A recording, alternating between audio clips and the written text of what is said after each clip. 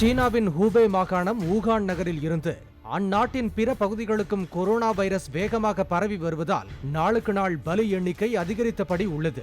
இதுவரை சீனாவில் இந்த வைரஸ் தாக்குதலுக்கு உயிரிழந்தோர் எண்ணிக்கை 361ஆக உயர்ந்துள்ளது. இவர்கள் அனைவரும் ஹூபே மாகாணத்தைச் சேர்ந்தவர்கள்.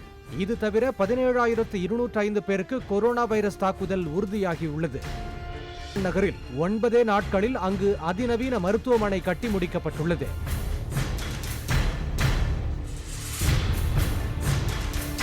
1000 படுக்கைகளுடன் 419 வார்டுகளுடன் கூடிய இந்த அதிநவீன மருத்துவமனை தயார் நிலையில் உள்ளது. 30 அவசர சிகிச்சை பிரிவுகளும் இங்கு உள்ளன. இன்று முதல் இந்த மருத்துவமனையில் நோயால் பாதிக்கப்பட்டவர்கள் அனுமதிக்கப்பட்டு சிகிச்சை பெறுவார்கள் என சீன அரசு அறிவித்துள்ளது. சுமார் 7000 தொழிலாளர்கள் அரும்பாடுபட்டு இந்த மருத்துவமனையை கட்டி முடித்துள்ளனர். 1400 பணியாளர்களுடன் ஏராளமான மருத்துவர்களும் இந்த மருத்துவமனைக்காக நியமிக்கப்பட்டுள்ளனர். இது தவிர 1500 படுக்கை வசதி கொண்ட மற்றொரு மருத்துவமனையை அமைக்கும் பணி தீவிரப்படுத்தப்பட்டுள்ளது.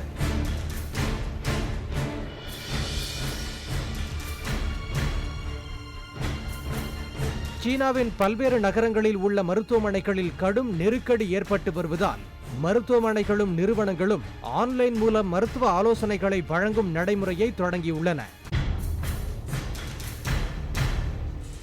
செல்போன்களில் வீடியோ அல்லது குரல் அல்லது உரைநடை மூலம் இந்த ஆலோசனைகள் வழங்கப்படுகின்றன. வீடுகளை விட்டு வெளியே செல்ல வேண்டாம் எனவும் முகமூடி அணிந்திருக்குமாறும் சுகாதாரத்துறையினர் வீடுகளுக்கு சென்று அறிவுறுத்துகின்றனர். சீனாவுக்கு வெளியே 27 நாடுகளில் கொரோனா வைரஸ் பரவி இருப்பது உறுதி செய்யப்பட்ட போதிலும் இதுவரை உயிர் பலி நேரிடாமல் இருந்தது. இந்நிலையில் சீனாவில் ஊகானில் இருந்து பிலிப்பைன்ஸ் நாட்டுக்கு அண்மையில் வந்த 44 வயதான நபர் ஒருவர் பலியானார். இந்த உயிரிழப்பானது சீனாவுக்கு வெளியே கொரோனா வைரசுக்கு நேரிட்ட முதல் பலியாக கருதப்படுகிறது. இதனிடையே அமெரிக்காவில் 9 பேருக்கு கொரோனா வைரஸ் இருப்பது பரிசோதனையில் உறுதி செய்யப்பட்டுள்ளது. சீனாவில் கொரோனா வைரஸ் பாதிப்பு அதிகம் உள்ள ஹூபே மாகாணத்துக்கு சென்றுவிட்டு மாசாசூசெட்ஸ் திரும்பிய அந்த நபரிடம் நடத்தப்பட்ட பரிசோதனையில் பாதிப்பு உறுதி செய்யப்பட்டுள்ளது.